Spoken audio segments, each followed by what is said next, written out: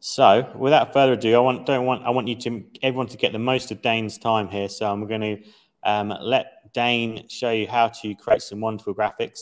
If anyone has some questions, please just fire away as we go, and we can answer absolutely everyone's questions. So over to you, Dane. All right, sounds good. So what I have here on screen is one of our stock designs at Great Dane Graphics, right? So we create full color, excuse me, high-end clip art, right? Glorified clip art is kind of what I call it. So we give you a main image and you customize however you want. But so what I'm going to do here, this is an image that we created, and it's opened up as is, but we're going to optimize this file. I want to take this file and do some steps to it, 6 steps basically. They're always the same. So I'm going to kind of move through this fairly quickly because of our time constraint here. But this technique works with absolutely anything. Photographs, stock art like this. The only thing it really doesn't work with, because you don't need to, is vector art. So what we're going to do is, first thing is I'm working with an RGB file, right? So, and I'm going to go to open it up. I'm going to go to image menu, adjustments. This is what I like to call Photoshop's Corvette engine, right? So we just lifted the hood because inside this panel here, there's a lot of power. So first thing I'm looking for is selective color, right? And I want to go to this drop-down menu here, and I'm going to go to neutrals, because the first step is to eliminate as much neutral data or gray data as we can. So CMYK stuff here. So if I hit 3 and I hit my tab key, go to 3, 3, 3, 3. I'm going to put 3s, and typically between 3s and 8s is normal. I think I've been maybe to 15 before because the image was really bad. But what I'm going to do is if I turn on and off this preview box, you can see what I'm talking about. So it doesn't affect any color. Actually makes the colors look richer because we're getting rid of some gray. So I'm just to see, let's go ahead and work on some 5s there and take a look. See, I think it's taking a little bit too much. I'm kind of losing some grays and some neutral stuff in the middle of that ball. So we'll go back to 3s on this one. Again, on and off. We can kind of see what we're doing. It looks good. Next step is go to image adjustments and hue saturation. Now, right now in this window, all I'm looking for is the saturation slider. So if I go ahead and boost up the saturation in here, you can see we can really crank it up and make it look really nice. That's pretty cool, I think, right? So I'm going to go ahead and live with that. Step number 3 is image adjustments, brightness and contrast. So if you're in Photoshop, you'll see this little use legacy checkbox. Go ahead and use that because we're using an old version of this tool because it's pretty slick. I'm just going to punch in 5 in a contrast. It's the only time I'm going to give you a number, because everything else you want to look at the image that you have open, because your image color data is going to be totally different than any image I open, right? So I'll hit OK to that. Next step is image adjustments, levels.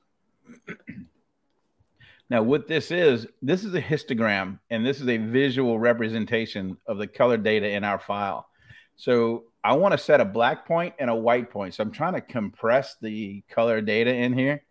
And this is what we're going to do. If I hold my Option key or the Alt key in your PC and grab my black triangle, I want to move that triangle till I see black pixels, right? So I'm going to hold down the key, the Option or the Alt key, and I see there's no black pixels in here, yet there's black all over this design. So if I do that, hold the key again and start wigging out my screen, right? What I'm looking for is I just want to push it over really slowly until I get my first chunks of black. Now, we just set a black point. So we compressed the data, found the black pixel, and we'll do the same thing for white. So I'm going to hold down the Option or the Alt key, clicking on my white triangle. Now, we have white pixels in here. You can see it in the stars and around in the ball a little bit. But what I want to do is this. So when I see that, I'm just going to move it over just a little bit more to grow it, because we have a white ball as kind of our main focus. So I want to clean this up a little bit. So we just compress the color data, right? I'll hit OK. Now, that looks pretty cool to me. Let's see if I go to open up my history panel. I'll show you what the difference is. Right? That's when we opened it. It was kind of flat, kind of laying there, and same image just kind of kicked up. So what we want to do, though, if you saw that image that Andy had, we're making this reds and grays, right, instead of blues and greens. So what I do is normally I'll go one direction. I'll go to my hue saturation slider, so image adjustments, hue saturation, always here first. And this is my go-to way to change colors in an image. Now, it works about 98% of the time, maybe, you know, between 96, 98% of the time. So without doubt, I can change colors to where I want almost always, almost. And this is one of those strange instances where it's not going to work for us. So I found an oddball here. So it's cool because I'm going to show you what happens and what to look for and how to do it. All right. So what I want to do is I want to change the blue in here, just red and grays in my head. So we're going to say, hey, Photoshop, let's focus on the blues, right? And I want to change the hue slider here and start changing the blues in my image. Because if I don't do that, by the way, so let's do this. If I just go to master, this is how we were, and I just start moving this thing, you can see kind of everything just sort of goes crazy because there are different hues in here. So it's kind of moving everything when you have it on master. So you don't want to keep it on master always. Sometimes you do. This depends on the image. So let's go ahead and go back to blues and start moving it around and trying to find a color that we like. Actually, like a lot of these colors, but we're looking for reds, right? So let's do that. Now, I don't need to move the saturation because we already kicked it up. Now, notice when we did that, it kind of went, we got these little purple and teal looking colors in here. So let's go ahead and say, hey, Photoshop, let's change the greens now, and we'll do the same thing, right? We'll try to find a red that matches or something that looks, and you know, this is pretty close right about here. But we still have that color contamination, right, where that gradient kind of went through. So this is one of those instances where it doesn't work because that looks terrible. It just does. So I'm going to cancel it out. But knowing that I'm isolating certain areas with this design, I'm going to select certain portions of it. So to save time here, I went ahead and made some paths. I like to use my pen tool and create a path anytime I have something with a hard edge like this. So if I can go around it, like I did here, and I'll just kind of zoom in a bit, you see the paths cut right through the black outline here and right through the white little outline on the ball. And then out here is transparent pixels, so I can just wing it really quickly. So it doesn't take long to create these paths at all. Just wanted to show that. So now what I want to do is just select it. So if I come over here and I hit this little dotted line circle here, it's going to select that area. So go to my layers again, just so I can see what I'm doing now. If I went back to the image adjustments, right, and go to hue saturation, this time what I want to do is I want to hit colorize. Now it gets rid of, since I only want red, it gets rid of that gradient weirdness, right? It kind of gives me a saturation, a hue color, and a saturation is always dim. You know, it always kicks it really down quite a bit. So we're going to crank it up, but I'm going to just look around and try to find that red that I'm looking for. That looks pretty cool. Let's take a look.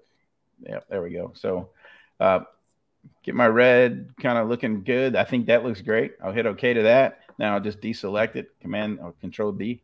So let's go back to my path panel here, and let's select my banner.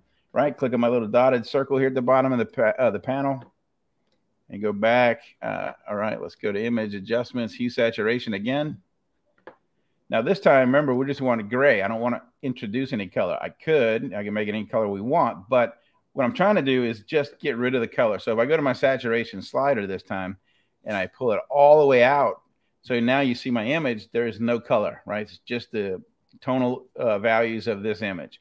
So what I want to do though is I'm going to take the lightness slider, and you got to be really careful with this slider. I don't use it a lot, but in this instance, I'm going to just kind of give it a little bit touch of more meat, more color, more gray. So what happens if I lighten it up, everything lightens, right? Even the black stuff. So if you look at the very edge of the banner, there's no more black line there, right? So you got to be really careful when using it. But what I want to do is just kind of go a little bit darker, like literally -4, just to kind of get a little bit more information there. I think that looks pretty cool. So we'll hit OK. Again, deselect, and let's go get my stars because I want red stars. And right now they're white stars. So let's go back to layers, right? So image adjustments, hue saturation again. Let's go ahead and hit the colorize button this time. And it kind of gives us that little pinkish color that it's sitting on. So what we're going to do is move our saturation slider up. And I'm going to move it till I get that red again. Well, I got red in the dark areas, but I want the face of that thing to be red. So what I can do is move my lightness slider, and that increases any of that gray that was in there and just keeps pushing it up. So I'm going to go right about there. So I have a good solid red star, and I have some gradient, shadows on the edges there. So that looks pretty cool to me. I'll hit OK, I deselect, and then now we can start working with it to create that cool design with those textures and stuff in the background. So just to, again, for time here, let's go right over to my image. Now, this is my layered image, right? This is the one that we used to create the design that Andy already pressed. So I'm going to show you how all the stuff was built as we go here. So there's my original color. There's my optimized saturated color. And then here's the red one that we just did. So I'm just going to turn these two off. We'll leave this one on. And this design, if you notice, it's a long, thin, vertical design for the left chest or the left side. And then we have some numbers on the right-hand side. So if I go ahead and go to my view here, and I view my extras, right? See this Command H or Control H? I'm going to be using that a couple of times here today on this image because that is my guide rules, right? And I'll just kind of explain what this is. So the top one is the top of my image. The bottom one's the bottom. Don't want to go any farther than that. You decide where that fits in whatever you're going to create. And then the left and right, obviously, same thing. But this extra panel here, this is where my design is going to go, right? So that this between this line and this line. So with my thing, I'm going to go ahead and hide it, by the way. Command or Control H will hide that selection. So my layer selected. If I go to the Edit menu, come down to Free Transform, that's Command or Control T. I'll get the binding box here, and now I can make it a little bit smaller, kind of push it up. Let's bring those guides back so you can see what I'm doing here. So I'm making my shield fit that size. That's about a 3-inch. I don't know what that is in millimeters, but it's 3 inches over here in America. So if I do like this, below chest, it's about we'd normally go in sort of like up to 10 centimeters square at most. So it's spot on. Right. Awesome. So if I double click that, we just made it smaller, moved it over where it belongs. Now I'm just going to hide these things because they're distracting. So now let's go ahead and create that vertical texture, right? I'll just show you kind of what that looks like here. If I turn this off. So we're going to add these weird, cool, vertical little arrow things. And this design I kind of dig because, I don't know, it kind of looks like a sword, right? I think that's pretty cool. So I'll show you how all that was made here. So I'm going to zoom in a little bit. First thing I'm going to do is go ahead and get my rectangle tool. Marquee tool, and I'm going to come over. I'm going to draw a square out, and I'm going to hold my shift key to make sure it stays a little square. And we're going to go about right here. And I just did it because I wanted about as wide or in that area as my left chest thing I have there. So I hit my D key just to make sure my foreground color is black. Now, if I hit Option Delete or Alt Backspace, it's going to fill that rectangle, but I don't want to fill it on this layer. So I'm going to create a new layer. And I can do it now, right? So now I have its own layer, this little square. So if I go to Edit, again, come down to Free Transform, and I'll try to do my menus. I apologize. I use these shortcuts a lot. But I'm going to try to come here and use the Free Transform there, which you see. If I hold my Shift key, it'll keep me locked in at 45 degrees. I can double-click, and I just moved it. Now we have a diamond. So what I'll do now is I'm going to deselect it because sometimes Photoshop makes you do that. And then if I hold my Command key or the Control key in your PC and I go over to this layer, this icon here, if I click on it, hold my Command key or Control key on your PC, click on this layer, it selects everything on that layer, right? So now, as long as my Marquee tool is still selected here, I'm going to click on it, hold my Shift key, and I'm going to move it down. And what I'm doing is I'm just trying to guess. Literally, this is just fun. Let's just make it whatever you want. So I'm going to go about there with those. And if you notice, this is going to be the thickness of my line. So if I hit Delete right now, and now I'll deselect it, I have an arrow basically, or, some part of a chevron, half of a chevron here. So now what I'm going to do is we're going to duplicate this a whole bunch of times, right? And instead of duplicating it on 20 layers, we're going to keep it on the same layer. So let's do that. So I'm going to select it, holding my Command key or the Control key, and click on the icon, the little preview icon again in my layers. We'll select it. So now, if I hold the Option Command T right? It's going to give me this little box. I'm going to click inside here, hold my shift key, and I'm going to drag it down to about somewhere there. What I'm trying to do is kind of get it to where it's, I don't know, sort of double thickness here of the line, maybe somewhere around there. That looks pretty good. I'll double click inside of it, but I'm going to leave it selected. I'm not going to delete or deselect right now. So if you notice, both these copies are on the same layer here on the right. So now, almost got to be a contortionist with your fingers, right? Holding the shift key, the Option or Alt, the Command key, and the T will duplicate it on the same layer. So if I just hold all those keys and I just start clicking, I can do like that and get my whole row again. So now with that last one selected, I can deselect it. So now I have one layer, all those cool little things created on it.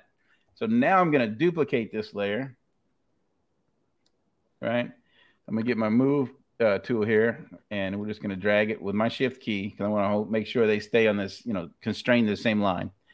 And now we'll zoom in. Now I got this gray background on it because I like to see kind of what the design is going to look like, because I had envisioned this on a darker gray background. I can do it on white. We can leave it transparent, whatever. And I'll probably flip back and forth just because it lets you see things a little easier sometimes, right? So I'm going to zoom out. So now we have both of those butted right next to each other, right where they belong. So let's go ahead and take this layer and duplicate it.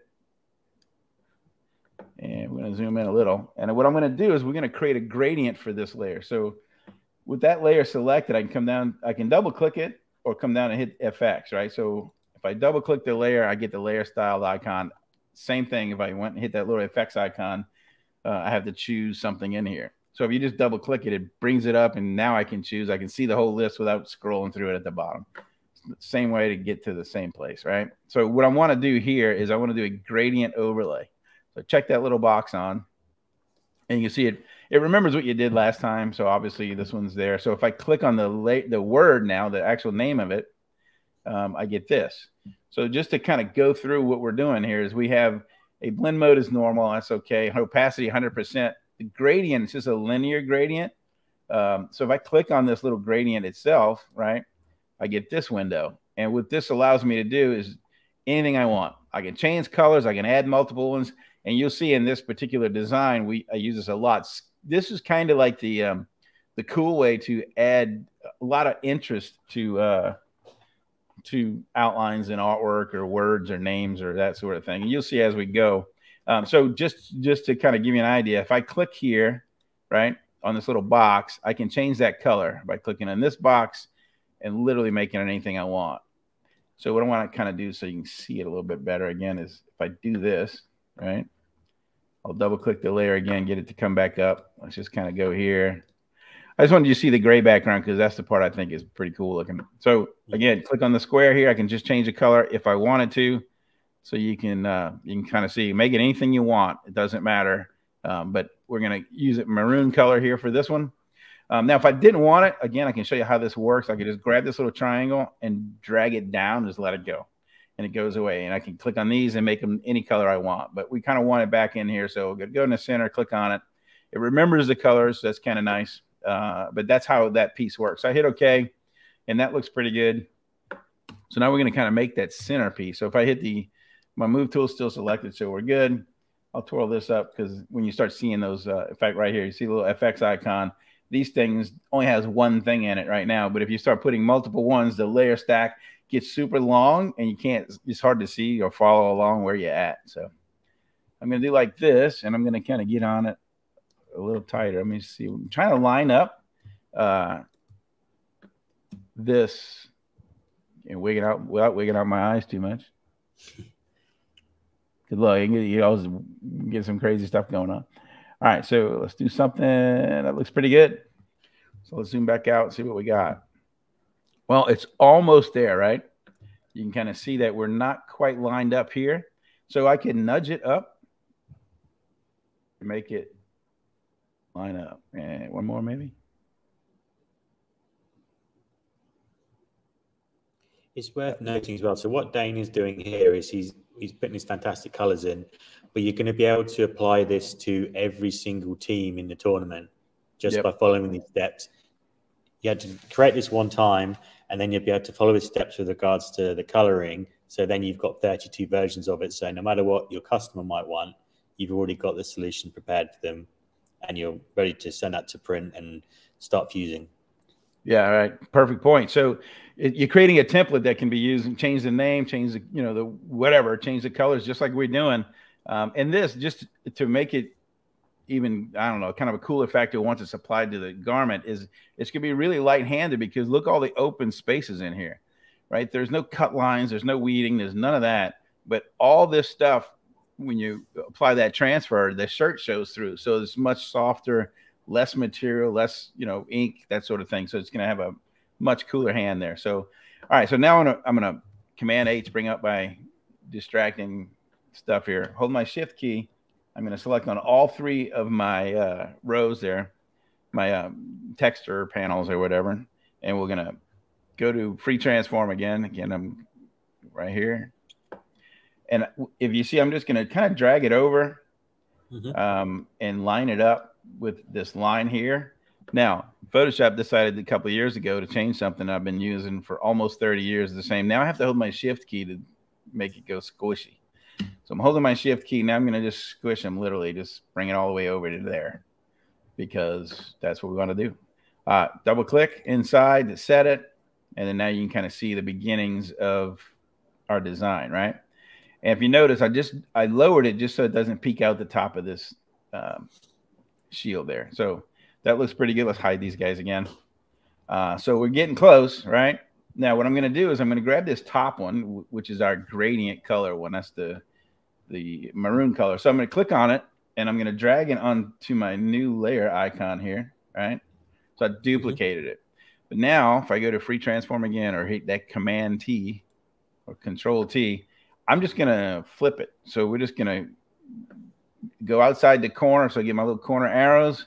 I'll click that and then swing it all the way around and let it go and double click it. And we kind of have two things going. Right. So I'm going to nudging it down. My arrow keys there, just kind of get them to line up. That looks pretty neat. So almost there. Let's take this little guy, and we're going to move him to the top, right? So the crest is sitting above. Now, I do notice that I want to do that white outline on there. So I can double click it, the layer, or come down to effects. And this is what I was talking about, scrolling. So you just got to move it down. And I want to hit a stroke on here. And I don't want a gradient stroke this time. I just want a regular standard color, simple. I want it white, but I don't want it quite that big.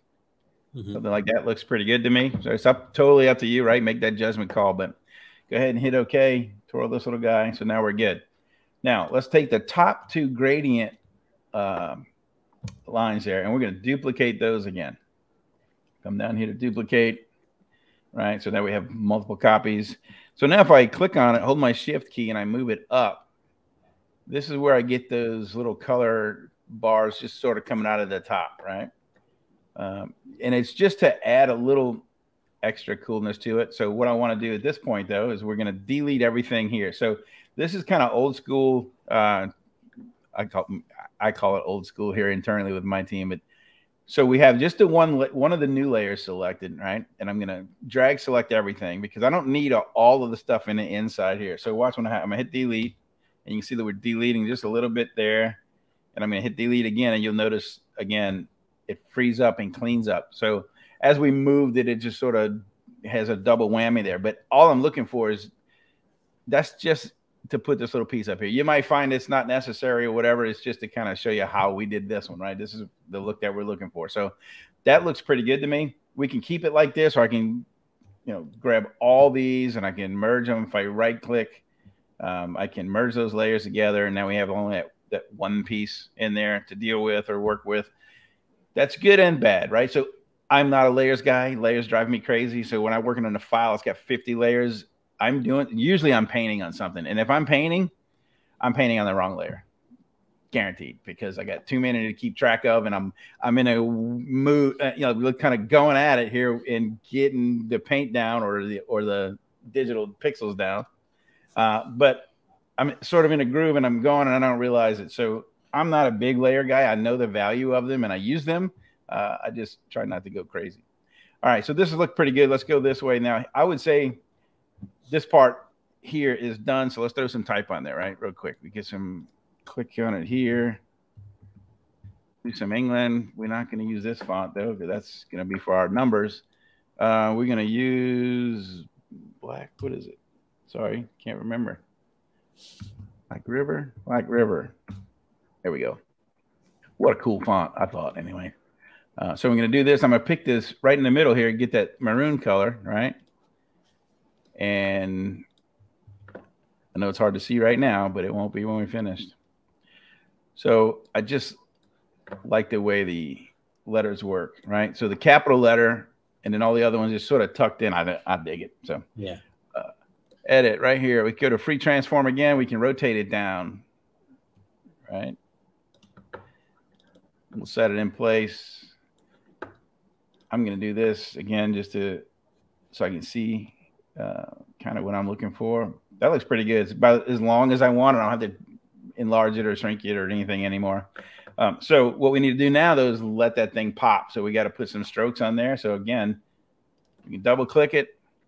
And what I want to do, let's go ahead and put a stroke on it first.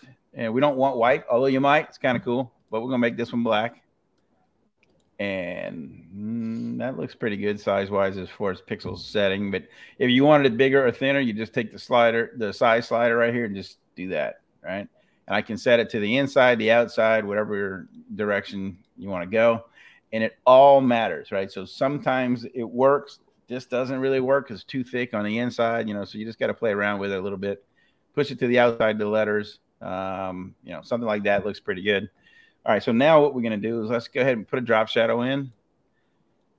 And I like a good hard edged drop shadow for this design, so that looks pretty good. Again, if you wanted, you can change the distance and the spreads and that sort of thing. It's going to move the shadows on you, the size of it, right? So you just play around with it. I like it like this. So now we're going to do an inner shadow. Right, and my inner shadow, click up here, and it's a bright red. That's what I wanted to get that bounce off, right, of the maroon colors and the black outlines. So that looks pretty good. Again, you can set it, the distance. You can see that shadow kind of moving in there, right? You just play with it and get something that you like. That looks pretty good. My choke is at 100%, right? And if I lower that down, change my size, that's going to soften it, right? I don't want a soft pillowy effect. Not what we want. So we're going to go 100% on that. I'm going to leave my size down to 0, and I'm just going to move the distance. And I don't know. I kind of like it. That looks good. So now let's throw some more type in here. We're going to click on the T tool here and type out football. Let's not use this font because we'll use something different. This one is, these fonts, I think most of them can be found at defont.com. It just, that's kind of where we go for most of our stuff. Let's go ahead and change that color though. We want that bright red in here. All right. I hit Command T again, right? Just that's selected. Command or Control T is going to my edit. Free transform again, right? So the more of those the shortcuts, the faster you'll be on your work. And I'm just going to kind of line it up. You kind of get it where you want. That looks pretty good. Double click it. Maybe back around right about there. Okay, so that looks, I'm thinking it's getting there. So if I go back to my distracting guidelines, I'm going to do some more type here and type out 22. And again, don't want to use that font. Let's use Diamond this time. Diamond. And let's make it, I don't know, about 3.5 inches again, since there's not like a right chest to complement the left chest of the shield there and the crest. So something, right about here. We'll bring it over. It's going to allow you to create something a little bit like this. Yeah, so this is kind of like your finished front of the shirt, right? So you got the long vertical and a number here, and then we'll put bigger numbers in the back. And if Andy, if I'm running too long for you to do the press part of it, let me know, because I can just show it finished here in a minute. No, we're doing absolutely fine. I think one thing I just wanted to jump in and say is that for anyone that's used to decorating, doing sports designs, is that what's interesting here with the Ultracolor Max product and what Dane's doing is where he's putting the outlines on the text and on the badge, he's doing it from an artistic point of view, where before a lot of you are used to seeing key lines around designs because that's what you've been told to expect because of weeding, and no one wants to do that. This is purely to make the design look good. You can see with the lines he's put on there, which aren't going to have any clear or key line around, and that football text, that's a level of detail you can achieve here. So it means you can make designs like this and not have to compromise at any point, because we can handle the detail with the heat transfer we're going to produce for you. Yep, all the weeding is done on the ink applying to the material. So yeah. It's awesome. All right, so real quick, kind of a trick. My 22 numbers here are selected. If I go to the fill, the layer fill here, right, and not the opacity, but the layer fill, and make it 0, it totally vanishes from the screen, right? So now let's go ahead and again double click, and we're going to add a stroke to it. So then my stroke comes back. So the fill of those numbers is nothing, which means my shirt again is going to show through, and it's going to have that soft feel, and it's going to have that, I don't know, sort of look like it belongs together. So let's go ahead and create the outline for this guy here. So we'll make it a little bit bigger, something like that maybe. My blend mode is okay. My positions to the outside is fine. I don't want to color, I want a gradient, right? And look at that magic. It did exactly what I wanted. That's awesome. So I'm going to click in here, and I'm going to show you how we did it. Just redo it, right? So what I did was we went to a gradient, and if you notice, it says shape burst, right? So let me go ahead and cancel this. So normally it might be a linear shape or something like that, and you're going to get this type of blend, right? It's going to go from one direction to the other, whatever direction you have your angle set to, or you can do a radial kind of thing at some point right here. Wrong one. There we go. You center it and make it go out and sort of thing. So, but if you do shape burst, it's going to follow your artwork or your shape or your letters or whatever it is you're dealing with, because it doesn't need to be text. It could be anything. So again, clicking on here, I'll just show you how we did it. So if this one was here, whoops, like we got a white box this way, just simple gradient going like this. What I want to do is I want to have a hard line of the white up against this maroon color. So I'm just going to grab this white, and I'm going to move it until I'm kind of looking at my screen and sort of seeing where it is in relationship to that gradient, to the line here. So something like that looks pretty good size-wise. Now this maroon, I don't want a whole lot of soft gradients in between. I want this one nice and hard, so I'm going to move it over, and you just watch this line right here.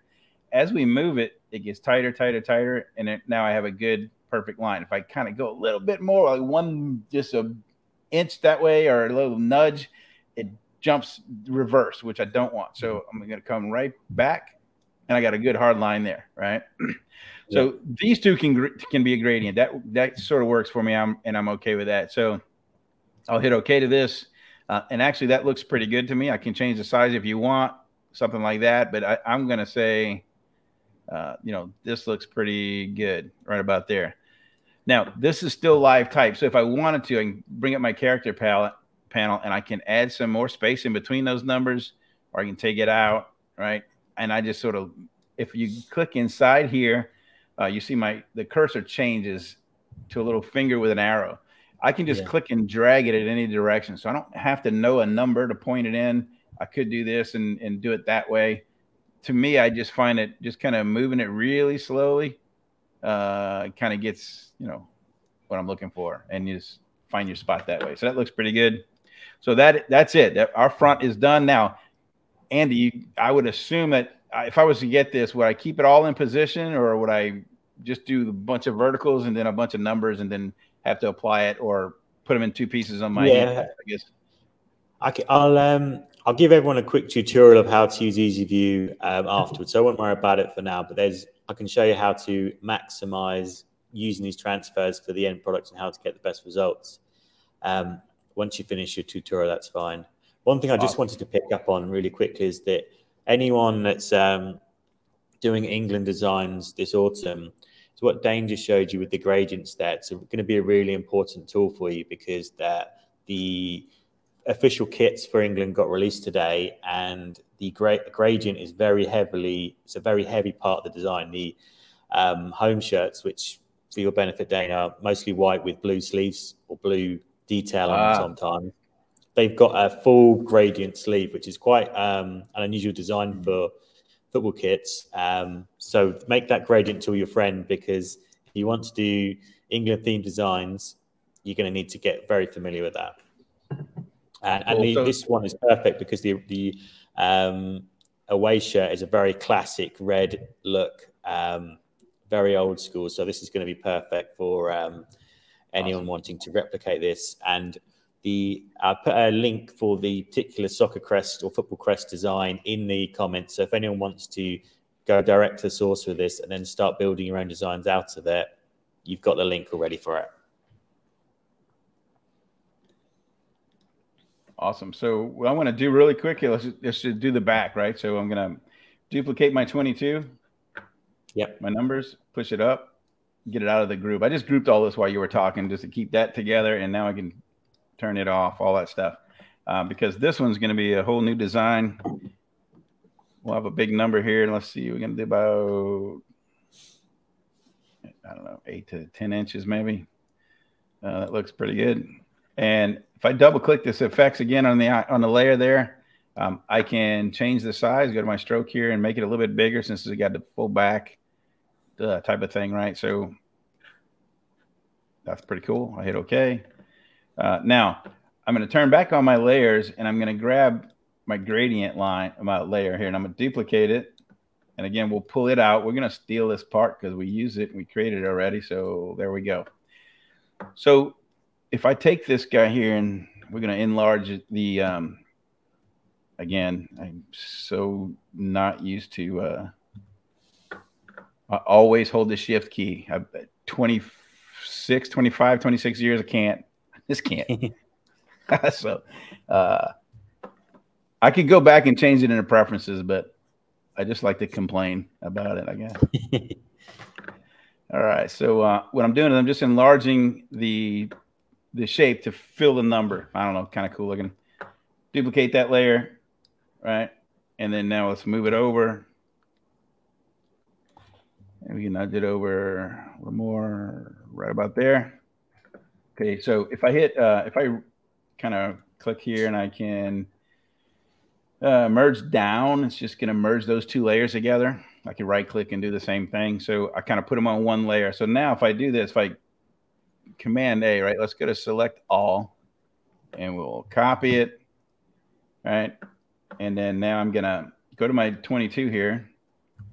I'm going to turn off my lines here. Now, if I hold my Command key, again, I get these outlines, right?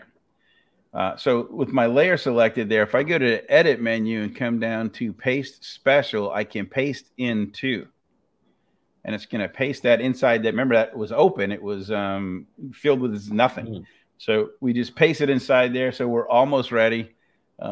Last little bit on this design here would be, the actual star of this show. He's the guy that brought home the win. What can we say? Get that right. All right, so that looks pretty good. We'll double click it. Let's go ahead and change the color though. Let's make it white. And just plain white is boring, right? It's workable, but we're gonna add a stroke to it. And we'll change up these strokes a little bit on this one. So we're gonna put it to the inside. Obviously it's way too big. So if I reduce it down, that's kind of interesting. That looks good, but it's got red on the outside. So if I wanted to, I can click in here and kind of, do this.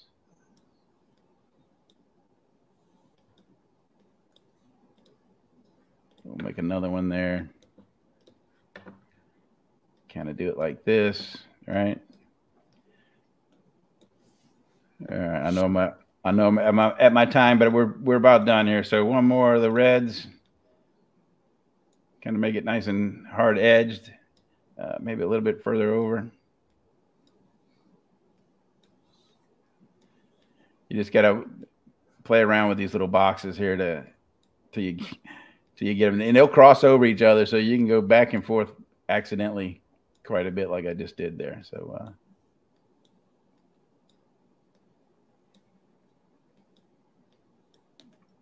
all right, good enough. Anyway, just got a inside inset outline just to give it a little color there, and a little less boring. So there you go.